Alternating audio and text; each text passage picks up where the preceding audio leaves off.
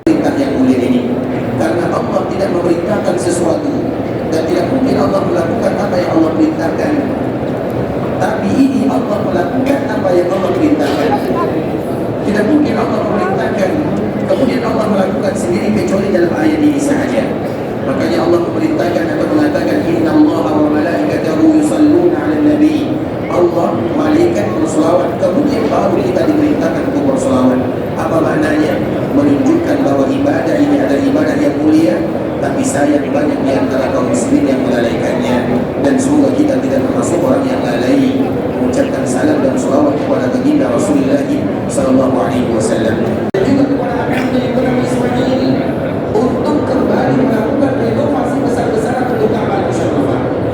Jadi Ka'bah itu waktu satu kali dibangun oleh Nabi Ibrahim, tapi Allah perintahkan Nabi Ibrahim untuk merenovasi besar-besaran Ibrahim atas perintah Allah Subhanahu wa taala. Kemudian dikatakan Nabi Ibrahim dibantu oleh putranya bernama Ismail.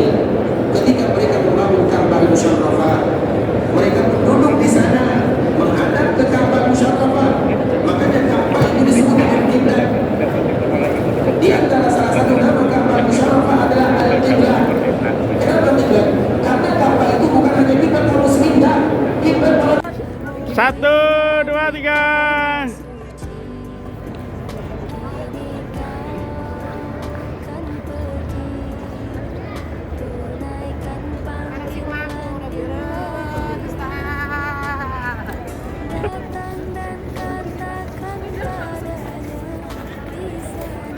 Dadah dadah. Dadah dadah. Dadah dadah. Nah.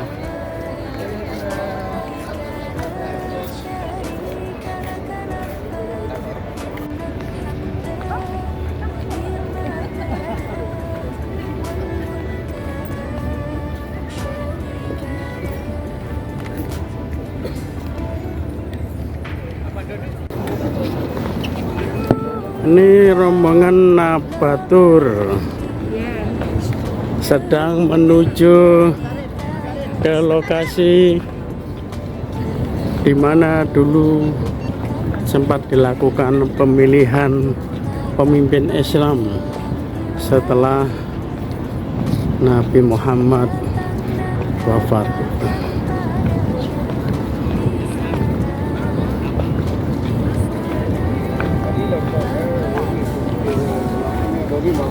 Wabarakatuh. Waalaikumsalam warahmatullahi wabarakatuh. Bismillah, alhamdulillah, wassalatu wassalamu ala rasulillah wa ala alihi wa ashabihi man wala wala Yang saya hormati semua para jemaah, Bapak Ibu, para temannya Allah, para temannya baginda Nabi Muhammad SAW. Alhamdulillah, pada pagi hari ini kita semua akan mengunjungi tempat-tempat bersejarah yang ada di pelataran Masjid Nabawi. Suaranya kedengaran nggak? Nah. Pagi ini kita akan mengunjungi tempat-tempat bersejarah yang ada di pelataran Masjid An-Nabawi. Yang pertama yang akan kita kunjungi adalah Saqifah Bani Sa'id. Gunung Agung ada nggak Masjid Awan? Ada. Blitar nggak punya? Ada Masjid Awan. Yang setelah kita mengunjungi Masjid Awan, kita akan mengunjungi Masjid Abu Bakar dan juga Masjid Sayyidina Ali. Setelah dari sana kita akan langsung ke makam Rasulullah SAW. Kita akan berkunjung ke Rasul, kita mengucapkan salam kepada Rasul. Setelah dari sana kita langsung mengunjungi tempat terakhir yaitu makam Baqi, yang mana di situ ada lebih dari 10.000 sahabat yang dimakamkan. Sebelum kita berkunjung ke tempat-tempat yang lain, Bapak Ibu yang dimuliakan Allah, kita perhatikan di depan kita ini namanya Saqifah Bani Sa'idah. Namanya apa? Saqifah Bani Sa'idah. Namanya Saqifah Bani Sa'idah. Sebelum kita menjelaskan apa peristiwa yang terjadi di Saqifah Bani Sa'idah, saya jelaskan dulu kenapa disebut dengan Saqifah Bani Sa'idah. Apa nama asal dari Saqifah Bani Sa'idah? Saqifah itu bahasa Arab, artinya diambil dari kata saqfun. Kalau yang ngaji nahwu saraf pasti tahu. Ada yang pernah ngaji nahwu saraf? Pernah.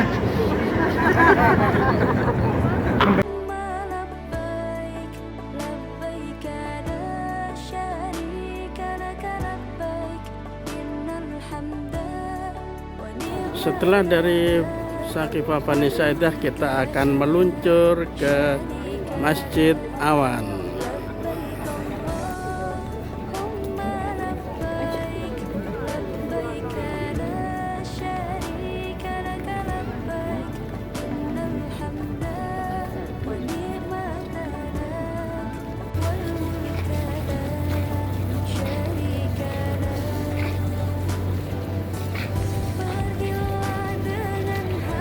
Assalamualaikum warahmatullahi wabarakatuh. Waalaikumsalam warahmatullahi wabarakatuh. Alhamdulillah, para jemaah Bapak Ibu dimuliakan Allah Subhanahu wa taala. Sekarang kita berada di Masjid Awan atau disebut dengan Masjid Ghamamah. Dulu. Kita perhatikan di depan kita yang warna hitam ini namanya Masjid Ghamamah atau disebut dengan Masjid Awan.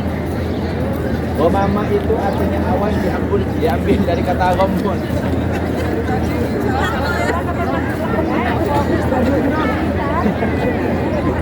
Disebut dengan Masjid Ghamamah. Kenapa disebut dengan Masjid Awan atau disebut dengan Masjid Ghamamah? Karena ini dikembalikan ke sejarah yang terjadi di zaman baginda Nabi Muhammad SAW. Pada zaman itu Madinah ini ditimpa musibah, tidak ada air, tidak ada hujan, semuanya kekeringan. Bahkan sahabat yang tinggal di sini buat minum susah, buat bersuci susah. Sehingga ada salah satu sahabat yang datang kepada Rasul dan meminta kepada baginda Nabi Muhammad SAW untuk didoakan agar Madinah ini didatangkan hujan. Sehingga pada waktu itu Rasulullah mengumpulkan semua para sahabatnya di tempat ini. Tujuannya apa? Tujuannya untuk melaksanakan sholat istisqa. Sekarang ini ngarang itu loh ya. Sholat istisqa. Sholat ketika ada hujan. Jadi semisal kita ada di kampung atau di mana tidak ada hujan sama sekali, bahkan tidak ada air, maka kita disunahkan untuk melaksanakan sholat istisqa sebagaimana Rasulullah mengadakan sholat istisqa di tempat ini.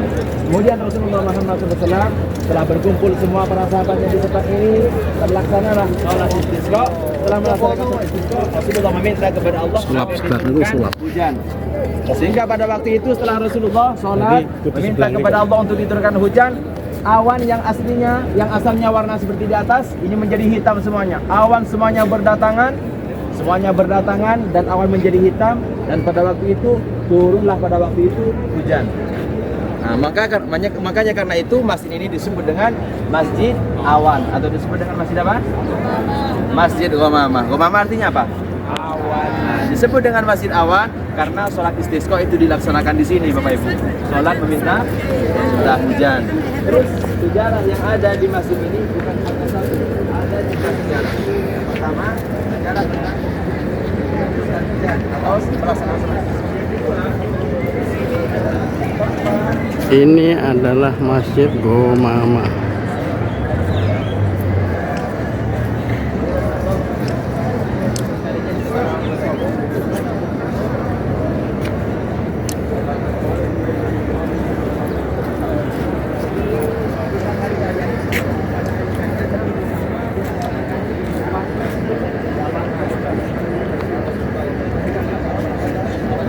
Pada zaman Rasulullah tanah lapang semuanya.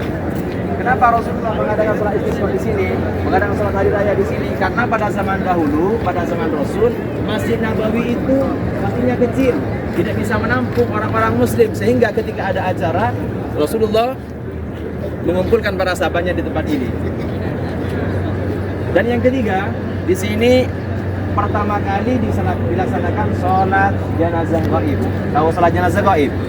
Kalau kita sholat jenazah yang nggak ada di depan kita itu namanya sholat jenazah gaib. Siapa yang disolati oleh Rasul? Pada zaman itu ada Raja Najasyi dari Habasyah yang meninggal dunia. Raja Najasyi ini pernah ada ikatan baik dengan Rasul. Bahkan ketika sahabat Rasul ditahan oleh orang kafir, yang menyelamatkan itu adalah siapa?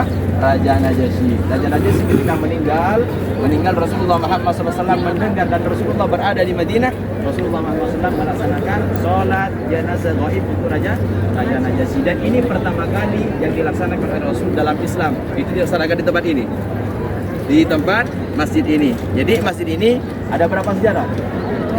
3 apa 5? Hah? 5 Ketika yang pertama apa? Sholat. Meminta hujan yang kedua apa? Sholat. Tempat sholat. Pertama kali terakhir kali. Terakhir kali yang ketiga. Sholat jenazah gaib pertama kali dilaksanakan di masjid ini. Jadi di sini ada 3 syarat. Kita perhatikan di situ. Ada masjid di belakang kita. Ini namanya Masjid Abu Bakar. Siapa Abu Bakar? Abu Bakar itu adalah sahabat Rasul, pemimpin setelah baginda Nabi Muhammad SAW, dan juga sekaligus mertua baginda Nabi Muhammad SAW. Abu Bakar punya putri namanya Sayyidah Aisyah. Kemudian Abu Bakar menikahkan Sayyidah Aisyah bersama Rasulullah Muhammad SAW. Setelah Rasulullah wafat, yang menjadi pengganti dari Rasul itu adalah Abu Bakar. Dan Abu Bakar itu melaksanakan sholat jenazah di sana, melaksanakan sholat id juga di sana. Akhirnya setelah Abu Bakar meninggal dunia, dibangunlah masjid untuk mengenang sejarah kepada siapa? Abu Bakar. Kita perhatikan di sana ada masjid warna putih yang kelihatan menaranya saja. Itu namanya Masjid Sayyidina Ali. Masjid siapa? Masjid Sayyidina Ali. Siapa Sayyidina Ali? Sayyidina Ali itu adalah sahabat Rasul sekaligus mantu dari baginda Nabi Muhammad SAW. Rasulullah punya putri namanya siapa? Sayyidah Fatimah. Kemudian Fatimah dinikahkan dengan Sayyidina Ali. Sayyidina Ali ini dari kalangan pemuda yang pertama kali iman kepada Rasul, itu adalah Sayyidina Ali. Pada kepemimpinan Utsman bin Affan, Sayyidina Ali pernah melaksanakan sholat hari raya di sana. Kemudian dibangun masjid untuk mengenang sejarah kepada Sayyidina Ali. Jadi di sini ada 3 masjid. Ada Masjid Umamah, Masjid Abu Bakar, dan Masjid Sayyidina Ali. Kalau Masjid Sayyidina Umar di sana. Kalau kita mau berkunjung ke sana jauh.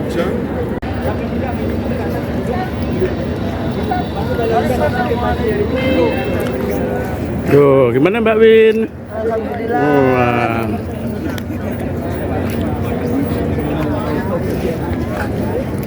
Mana Bu?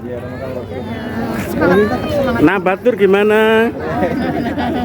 Mantap. Nah Batur mantap. Nah Batur gimana Nah Batur? Jos.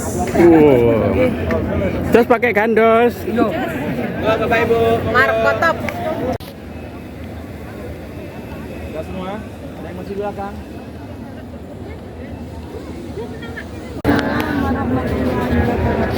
Yang di belakang dengar suaranya? Cek. Asik. Tante belum hadir tante.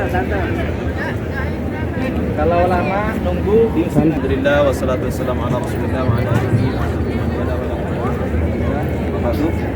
Yang saya hormati semua para jemaah Bapak Ibu, para tamu Allah, para tamu baginda Nabi Muhammad sallallahu alaihi wasallam.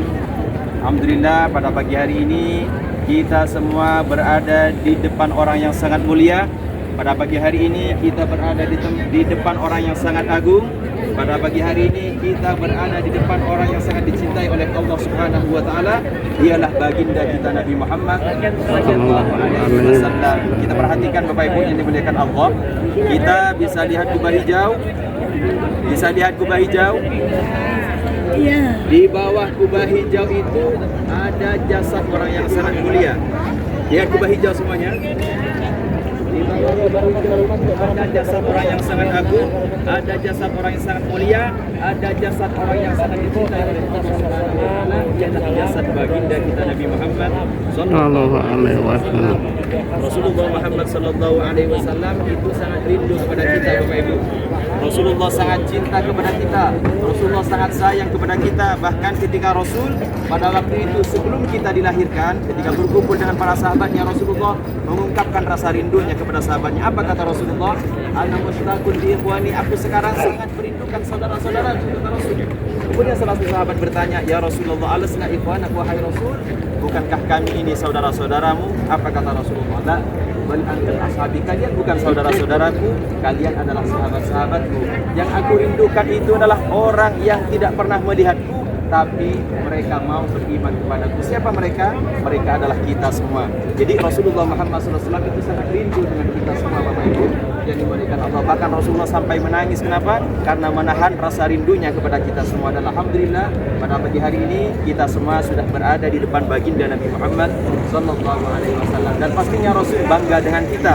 dan pastinya Rasul tersenyum dengan kita, dan pastinya Rasulullah Muhammad SAW senang. Kenapa? Karena umatnya yang sangat dirindukan oleh baginda Nabi Muhammad SAW datang dari tempat yang jauh, datang dari Indonesia ke Madinah. Tujuannya satu, tujuannya adalah untuk mengunjungi baginda Nabi Muhammad SAW. Kita berharap kepada Allah Subhanahu Wa Taala semoga kedatangan kita ini mengunjungi makam baginda Nabi Muhammad SAW bisa disambut dengan bahagia oleh Rasul, bisa disambut dengan senyuman baginda Nabi Muhammad Sallallahu Alaihi Wasallam. Rasulullah pernah berkata dalam hadisnya, kata Rasul, "Man zarani ba'da wafati faka'annama zarani fil hayati." Barang siapa yang mengunjungiku setelah wafat, kata Rasul, maka sama halnya dia seperti mengunjungiku di waktu aku hidup, kata Rasul.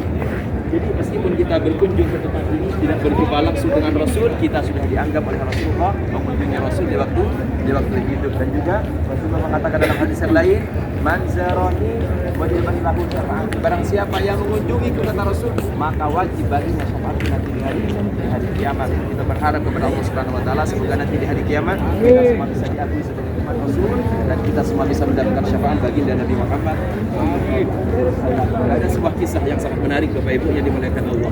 Pada waktu itu ketika Rasulullah berkumpul dengan para sahabatnya, kata Rasul, ada salah satu sahabat yang bertanya, "Mata sa'a ya Rasulullah, kapan hari kiamat ya Rasul?" Kemudian Rasulullah bertanya, "Apa yang kamu siapkan untuk hari kiamat?"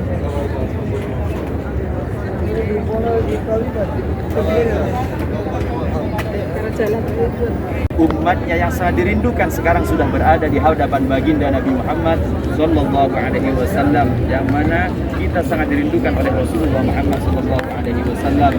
Di bawah jasad kubah hijau juga ada jasad Abu Bakar, sahabat baginda Nabi Muhammad SAW, dan juga ada sahabatnya Sayyidina Umar. Jadi ada 3 jasad yang sangat mulia di bawah kubah hijau: jasad Rasul, jasad Abu Bakar, dan juga jasad Sayyidina Umar. Kita berharap kepada Allah Subhanahu Wa Taala semoga dengan adanya kita datang ke Masjid Nabawi ini mengunjungi baginda Nabi Muhammad SAW menjadi bukti bahwa kita semua cinta kepada Rasulullah Muhammad Sallallahu Alaihi Wasallam, dan harapan kita semua bisa diakui sebagai umat Rasul, dan kita nanti bisa dicari di akhirat ketika tidak berjumpa dengan baginda Nabi Muhammad SAW, dan kita bisa dibawa ke dalam surganya Allah Subhanahu Wa Taala. Amin amin ya rabbal alamin. Para jemaah Bapak Ibu yang dimuliakan Allah semuanya, bisa berdoa sendiri-sendiri meminta kepada Allah Subhanahu Wa Taala di hadapan baginda Nabi Muhammad SAW, dan kita curahkan rasa rindu kita, sayang kita, cinta kita kepada Nabi Muhammad Sallallahu Alaihi Wasallam. Dipersilakan untuk berdoa sendiri-sendiri. Di pemakaman Baqi. Pemakaman apa? Baqi, kita perhatikan.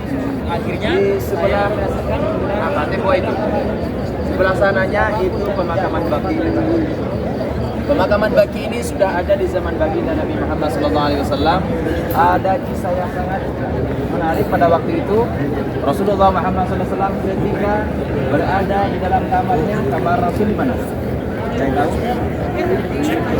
Di Kubah hijau. Itu kamar Rasul dengan ibunya siapa? Sayyidah Aisyah. Pada waktu itu ketika Rasulullah bersama Sayyidah Aisyah ingin tidur, tiba-tiba Rasulullah keluar dari kamarnya, mengambil jubahnya, mengambil tongkatnya, tiba-tiba keluar dari rumahnya. Akhirnya Sayyidah Aisyah ini cemburu. Apakah mungkin Nabi Muhammad ini akan pergi ke istri yang lain, karena Rasulullah istrinya banyak?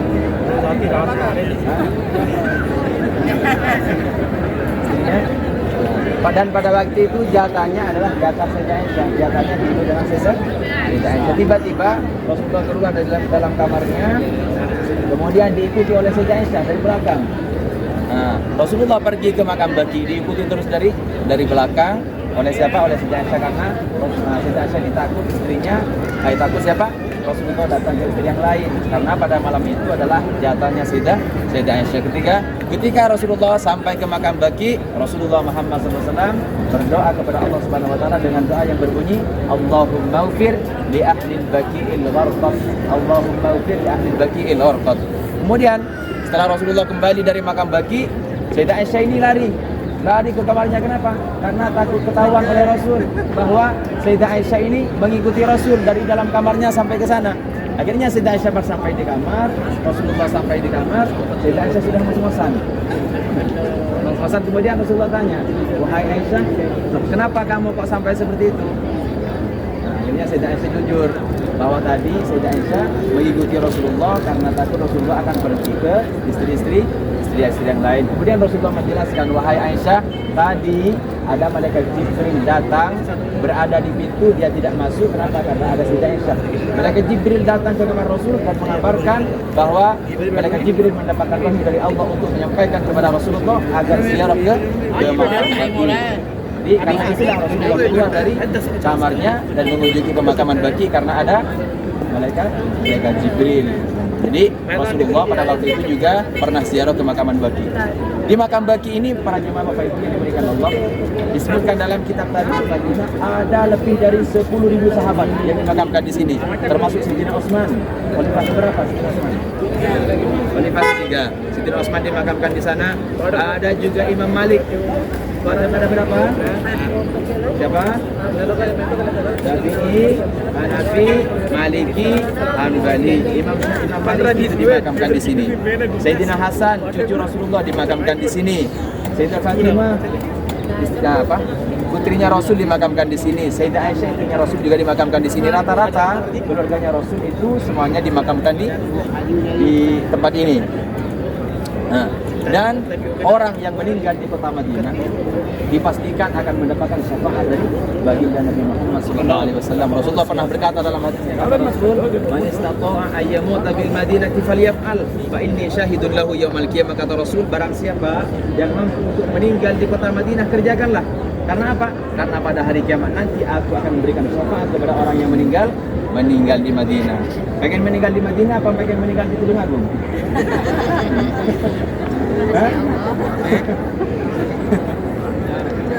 Ini hadis Rasul. Kalau kita meninggal di Madinah dipastikan mendapatkan syafaat dari baginda Nabi Muhammad SAW. Kalau kita mampu, kata Rasul, untuk meninggal di Madinah, kerjakanlah. Tapi bukan berarti kita naik ke atas bangunan kemudian turun ke bawah, loncat ke bawah, bukan. Kita yang dimaksud dengan hadis Rasul berdoa kepada Allah Subhanahu wa taala agar kita bisa meninggal di Madinah Al-Munawwarah. Setiap yang meninggal di Madinah itu dimakamkan di makam Baqi. Jemaah umrah, jemaah haji yang meninggal di Madinah itu dimakamkan di Baqi, dan hari kiamat nanti akan mendapatkan syafaat dari baginda Nabi Muhammad SAW. Kata Rasul dalam hadis lain, "Ana awwalu man tusyaqqa aw awwalu man tusyaqqa min al-ardi yawmal qiyamah." Abu Bakar, kata Rasul, pada hari kiamat nanti yang pertama kali dibangkitkan dari alam kubur itu adalah saya, kata Rasul. Ini setelah saya bangkit, Abu Bakar bangkit. Setelah Abu Bakar bangkit, Sayyidina Umar bangkit. Setelah Sayyidina Umar bangkit, ahli Baqi bangkit. Jadi semua yang meninggal di Baqi ini akan bangkit bersama صورة مع الجماعة أنا من الفرق. السلام عليكم. Waalaikumsalam.